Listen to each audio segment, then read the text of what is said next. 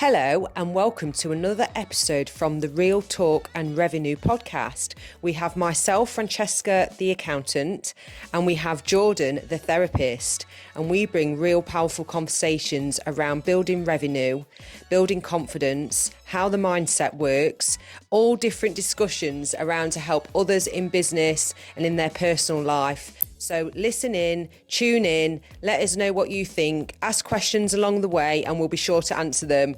Enjoy. Yeah, episode 7 to this one. That's so good. Love bombs. I love a love bomb. Love bombing. Right, explain it, because I think I said last week, I read something and they were like, you were love bombed. Yeah. I know who it is. There's a girl on Instagram. Right. That I follow. I wonder if Bella will tag her. Don't know if we can do that on a reel, but I think she's brilliant. She leaves me feeling a bit like, no, you didn't just do that. And I'm like, oh my God, that is so embarrassing. But that's her point. So she deals with rejection therapy. Okay? Right, yeah. So she'll do the crazy stuff on her Instagram. Yeah. And to make people feel like nobody died, I got through it, and you can make yourself look stupid. That's like exposure therapy. Exposure and rejection therapy. So, and she's gone viral and all this, and she's just such a sweet girl. Yeah. And sometimes she'll talk and you don't know if it's truly her. Right. But I'm assuming so, because she shares a lot. And she shared about a guy that she was dating for 4 weeks, and then as soon as she said that she liked him, it all went wrong, and then someone's like, yeah, love bombed you, love bomb. So he wasn't getting anything back at the beginning. Yeah. Did all the love. As soon as she gave it back, not bothered. Yeah. Is that love bombing, or is that just somebody that likes the hard to get?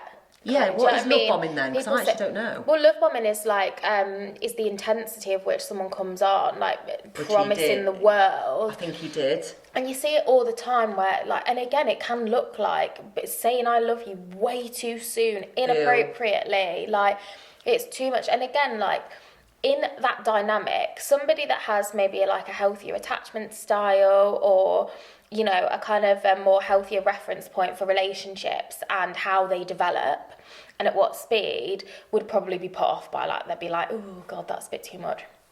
Somebody that is very used to being love bombed, is used to like the intensity of relationships, things moving very fast and stuff like that, would often be like, oh yeah, like validated by it, you know, drawn in by it, like promises. And you know, you see it all the time where it's like, oh, should we go on holiday together? You've been talking for 2 weeks. Like, it's when things are too intense too quickly. The dynamic of the relationship has immediately become very intense, in-depth. Love is blind. Yeah, absolutely, 100%. Yeah, all of those reality TV, Love Island, Love is Blind, all of that stuff is normalising that kind of behaviour.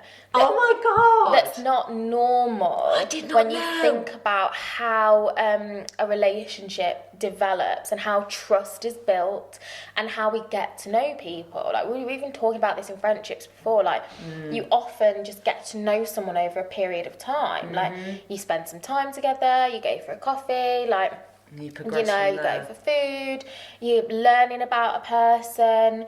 But in, like, when love bombing, you'll see like lots of promises being made, or like, come on holiday with me, like, oh, move in now, like, all of that kind of stuff that can often make people feel like, oh, like, they're so into me, like, people can feel very validated by that, but that says something about their system, their belief system. Whereas actually, if you have a person that has a more like secure attachment style, let's say, and is used to having healthier kind of normally paced relationships, they'd be put off by that behaviour often. Whereas obviously there were like varying degrees of it. Do you know what I mean? But love bombing, that's what you'll see, like intensity, too much, too soon. So then what happened? All moving very fast. So when all the fast movements have happened, the woman and the man are in love. More often than not, at some point, it'll just flop. Yeah. Like, for some reason, like, it becomes less exciting. Is that honeymoon period?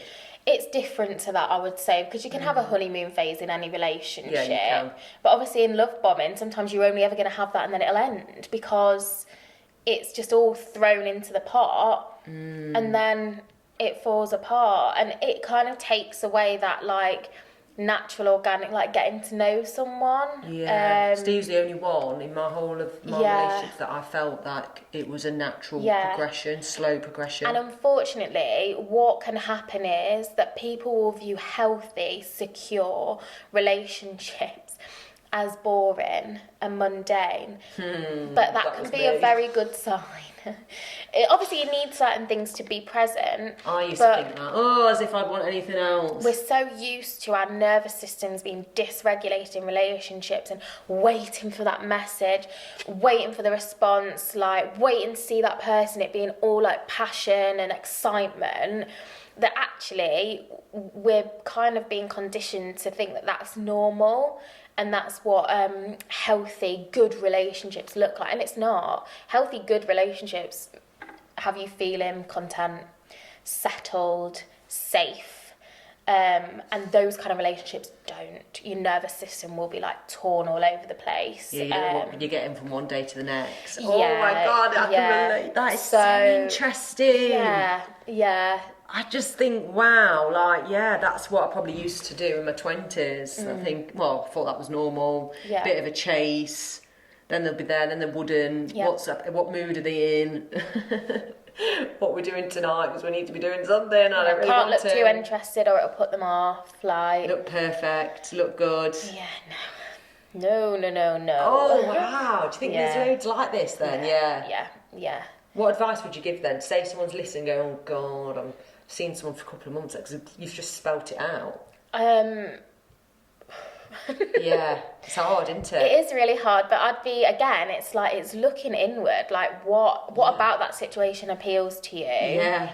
And is it that actually you've got a nervous system that's never really felt safe, like, you know, in family life, home life? Is that just familiar? Like, you know, high drama, high excitement, then like big flop, stuff like that. But yeah, you're looking for a sense of like just safety and contentment and not being left guessing.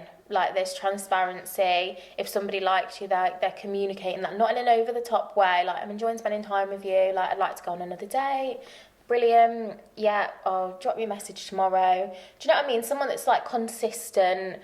You're not feeling anxious, on edge. What's happening? Oh, are they going to message, aren't they? Do they like me, don't they? Like, oh, I've been there. Do you know what I mean? Like, I've not heard from them today. Oh, for God's sake, shall I message? Yeah. Oh no, I don't want to look too keen. That might put them off. Like, and I said this to Steve not so long ago. Like, I'm just so pleased that I should be able to say stuff, even if it lands wrong. And even if I say it wrong, and you please just say it back to me. Yeah. And have that feeling of like, oh, I've messed up. Let me fix it because I'm going to do this. Yeah. If you can have that in any relationship, like you being the way you are around your house, we've laughed about this before, that we have set ways, don't we? Yeah. And if you need to be able to do that in a way. Yeah. To get it all out. Yeah. Not hide it. Yeah. But then have someone that's able to reflect with you and help you develop in that area. Yeah. But I also think it's okay to have your certain ways. Yeah, absolutely. Because neurodiversity, people can't help 100%. stuff. But it's again, it's that compromise, isn't it? Compromise. Yeah, like accommodating rather than like perfectionistic expectations, which we can all be kind of like guilty of in different areas. But yeah, when it comes to like the developing of like relationship and stuff like that, if the relationship depends on you like behaving in a way that isn't really your true self, or always looking a certain way, or else you kind of like you feel you don't. I remember feeling like if I don't look a certain way, they're not going to like me anymore. Yeah, then it's not the one. That's not like healthy. It's not a healthy, safe, loving relationship. You know. Yeah, it is so true. Yeah. Oh my God. Even now I'm sat here, I'm like, I wonder. Yeah, it's incredible, and I also think the work in progress stuff. Like, I know people in their 40s still having like light bulb moments and thinking, oh my God, why am I only developing myself now? It's not got a shelf life. Do you know what I mean? And like, Yeah, you can pivot, change your mind, have new revelations at like every age. Wonder what it's like, you know, with people that do have those moments that know their relationship's not, most of the time's not good. Yeah, some people get like And they stay divorced or I had a client not too long ago. Yeah. And her parents separated in their 80s.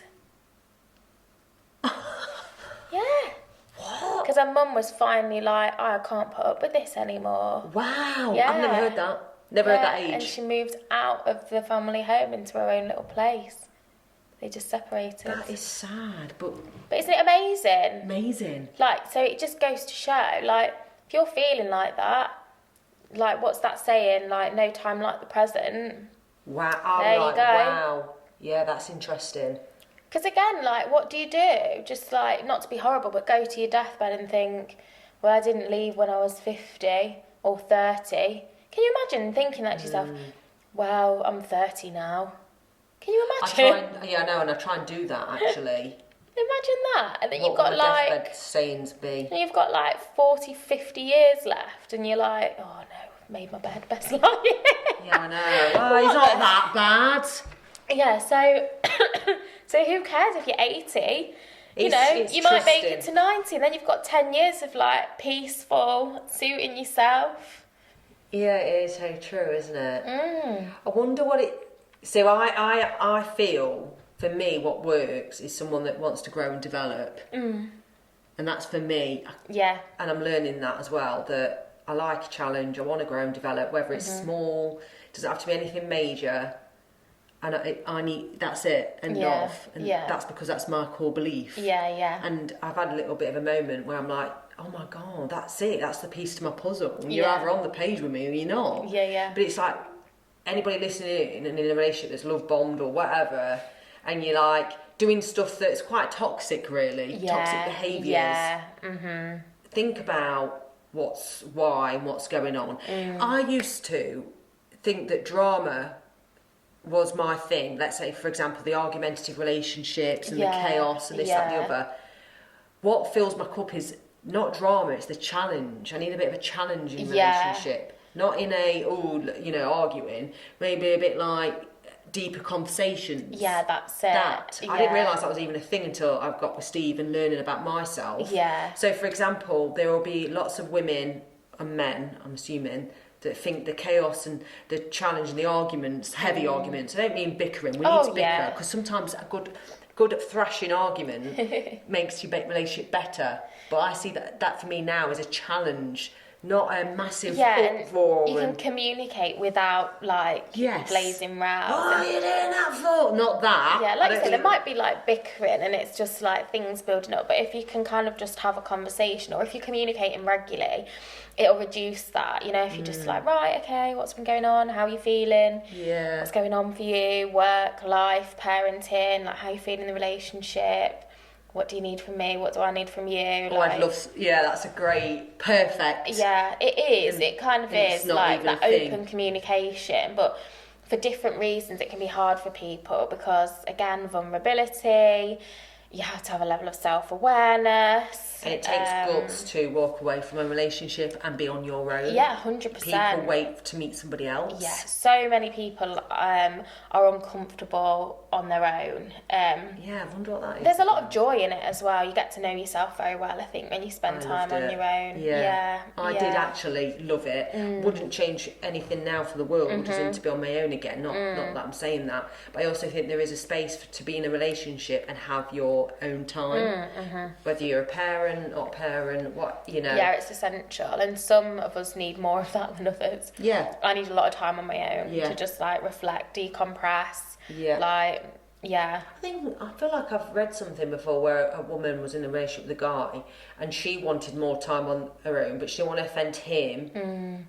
I know it wasn't something I read, it was an accountant actually that I spoke to, and I was like, just talk. Yeah. Say that. That's really good that you know that. Yeah.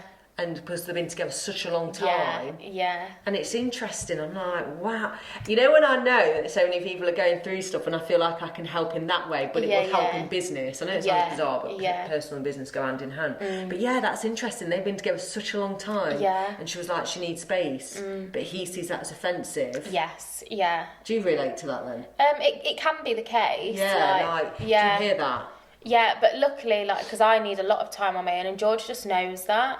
Like, he doesn't so much. Like, he's quite happy in the company of me and people, and that fills his cup. Whereas I need, like, a lot of time to decompress and just, like, be on my own. Like, I really enjoy time on my own. I love it. Whereas he's not so fussed, but he, like, just actively encourages it, and he knows that's the case. So he just makes space for it. And like, his thing is, like, if I get that time and space, like, I'm happier, and then, like, it just makes everybody else is happier. Like, not because I'm, like, the centre of the universe, but, you know, if I don't get that time, like, I've got no energy, like, I'm snappy, I'm depleted. Do you know what I mean? So it's just, there's no point, like, in trying to force other situations before I've filled my own cup, really. Yeah, because it's a case of, like... Which is hard. People at Christmas or in birthdays where they feel that they've got 3 days with family. Yeah. And some people love, well, let's see each other again. Let's do a coffee in the afternoon, pop round again. I'm like, I can't. No. Mine's a one stint done. Yeah.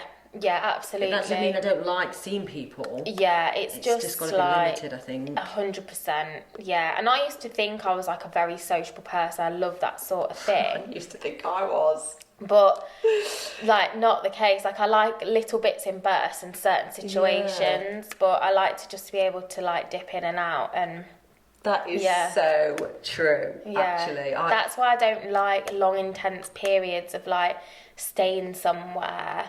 You know, like, holidays can be challenging when you're with people if it's not, like, a shared understanding that you can all go off and, like, do your own thing. Like, that works a lot better. I much prefer, like, having your own base and being able to, like, we'll meet and do this, we'll go for dinner, but have somewhere to retreat back to and not have to be in a space with other people at all times. Which I think a lot of people would say the same. But of course, imagine that's us why in the Big Brother house. Can be so hard. It would be such a lot of learning and growth. Oh God, could you imagine what I'd come out with and offend people, not mean to? I did think that. I was going to started watching Big Brother. I haven't watched it for years, since Davina McCall days. I used to love it. I thought, you know what, I'm going to watch it. And then when I stopped watching it once one of the guys got kicked out for his big political views. Anyway, I was a bit overwhelmed watching it because I thought, I put myself in the situation and I thought, bloody hell, I'm going to be called out. But that's good. Yeah. So in a way, I think if more people can be exposed to different environments, that people will feed back. Yeah. And I said to my friend Lara, who's like HR, she knows a lot about people, is a people's person. Yeah. I wonder what feedback I can get in Future Cloud as a leader or a boss or whatever. I hate the term boss, gross. Yeah. I wonder what people would say, because I know I'm not perfect, but maybe you need to do those, like, 360 reviews. She said it. She said 360 leaders. All my like corporate clients talk about them. Shall I? Because it's anonymous, so I might implement that, and then I can feed back. Yeah, I think there's a lot of value to it. It just depends, like, how it's executed, and that people, again, it goes back to, like, often people feel like they're in the spotlight, but, like, what does that say about you? Like, what are you worried about? Oh yeah, because everyone's going to get positive feedback as well, or they should do. I should do, and I feel like I do a lot of good, and I come from a good place. I really do, and I really like the fact that I love helping people grow and develop. And if I can do that, in what capacity? But I don't want to stifle anybody. Yeah, some of your team might feedback with, like, you just need to get out of the way. Which recently, when I went on holiday, that's what like, I said. Everyone's like, that was really nice. Yeah. Just. I'm like, okay. But what is good? Okay. What is good about me? Listen to me. What is good is if I do hear that, I'm going to implement it. Yeah, I'm not going to go, what do you mean? I have to be involved. It's my business. Also, it's reassuring for you as well, because you're like, oh, that worked well then. Well, that makes me feel better, because I don't want to be involved 24/7. I don't want to have to be, like, overseeing this and that. I want to be hands off so I can work on other things. Yeah, it is so true, isn't it? And it's that trust element, and I trust them so much, but it can land that I don't if I don't do something like more dramatic than step away a bit to prove, rather than me going, oh yeah, I do trust you, and then my actions don't really. Yeah, then like checking in on all the figures and stuff too often. Like, obviously, you've got to do that as a business 100% owner. do that. Like, you can't just like trust and off you go and not have a clue. But it's just like, aside from like the monthly check-in or whatever, crack on, and then you pick but you've got to respond to what's coming up. So if there's anything that does give cause for concern, it's kind of like, well, yeah, but the stats aren't kind of and that's what I need to look at, the outcomes rather than. Yeah. I wonder I bet you now, talking about love bombing, if there'll be love bombing in business. 100%. To get a client on board. Yeah, and it looks slightly different, doesn't it? But you will see this. And even like colleagues, you see like employees being groomed basically for certain positions. Do you know what I mean? That's what they did. Yeah. Yeah, and like then all the energy's on you, and there's a balance, isn't there? Because like, is it just like someone sees your potential and that's great? Yeah. Or is someone just preferred or liked more for some reason, or so they're given more opportunity? But that, I've heard some horrendous stories over the years from clients, mostly women, funnily enough, where, they're all on top, their favourite, and then they get in a relationship, and then they get pregnant, and it all falls flat. Opportunities are withdrawn, quite obviously. They fall to the bottom of the pack, and some of it is just, it's like outright discrimination, and but that is from an employer that can't handle it. I've been talking recently to somebody who's pregnant, and they are disappointed in their employer because it's obvious what's going on. And it's so bad. It's so interesting you've just brought that up, and I hope they are listening to this. What's hilarious as well is that since becoming a mum, and you see a lot of people talking about this, like, I do more with my time, like a short piece of time now, than I've ever done in my life, because like, there's that saying, isn't there, like, if you want something, do it, give it to a busy person. So true. Which, it is true. It kind of is, and mums more than anybody else know that, I would say, because I've got massive respect for mums. You get so much done, like, in small bursts of time, because like, that's it. There's no window for, and it could be business stuff, or it could be like prepping a meal or cleaning the house in like 30 minutes. Do you know what I mean? Like, it could be all sorts of things, but prioritization is often like such a skill of mums, and just like getting the impossible done, which I don't like to glorify that, because there's a lot of pressure on people nowadays to like be everything and do everything, and you can't have it all at the same time. Do you know what I mean? You just got to honour this season of life that you're in. But I think employers are absolutely missing a trick when they're like devaluing parents and mothers. They are, and this is why I'm like, bring them on to me. I can't remember the platform. I think women are very powerful. They were on Dragon's Den, weren't they? There was a couple of women, and their mum took some time out to parent and raise children, and then like really struggled getting back into the workplace when she'd had like quite a respectable job before. And so they've set up a platform, haven't they? Yes. Did you see that? Yes. Where they can help people get into careers, get back into work, like parents and mothers, really, like, and they're kind of partnering with companies that see the value of mothers and parents. Maybe and I need to you need to sign up to that. I'll have a look. I'll have a look. Be a champion of it, because it is like you say, people are missing a trick. If you could give someone a job, a part-time job, 100%. around the hours, do you know what I mean, that they've got available, like, some of those people will perform better in that 2 days than your full-time staff. Definitely. And learning as an employer as well, that is mostly the case. There's always still the ones that won't and don't. So and also with with me doing that, I don't want to not discriminate, because I'm obviously not discriminating against men. Yeah, of course. But it's how I can help teach men to then help do the women. Yeah, and it's about like opportunity, isn't yes, it? Like believing in that person. Because often, like, women that have taken time out to raise children or whatever are at a disadvantage. It's seen as a negative, isn't it, by so many different organisations, like, oh, well, you're out of it then, you're not up to date or whatever, and it's like, yeah, and it's so so dismissive, not true. where exactly. it's actually, if you can see the potential in that person, like... Well, look at June. She went to train as an accountant at like 39 with 3 children. Really? How inspiring is that? Amazing. You know, Absolutely to amazing. do that, to then progress to full-time, to progress to manager, Yeah. to then change careers in her 50s. Yeah. Not change careers, change job roles, that she's Yeah. been somewhere for so long. Yeah. She's obviously still in the same career. I just think, wow, Yeah. and the amount of stuff she can get done. And again, the amount of people at 39 that would be like, well, it's too late for me. 100%. I can't go back to college. Yeah. Like, people do that at 18. As soon as I heard she did that, I already thought she's someone I want in the business. Yeah, because 100 the million courage percent. it takes to do that. Yeah. It's those sorts of things, isn't it, in work that trump often, like, skills. And Yeah. because you can teach, you can Yeah. learn Yeah. systems, you can learn knowledge. Do you know what I mean? know. Like, that you can learn that stuff, but traits of individuals, like, and people that have put themselves out there. Yeah. It's like Hannah.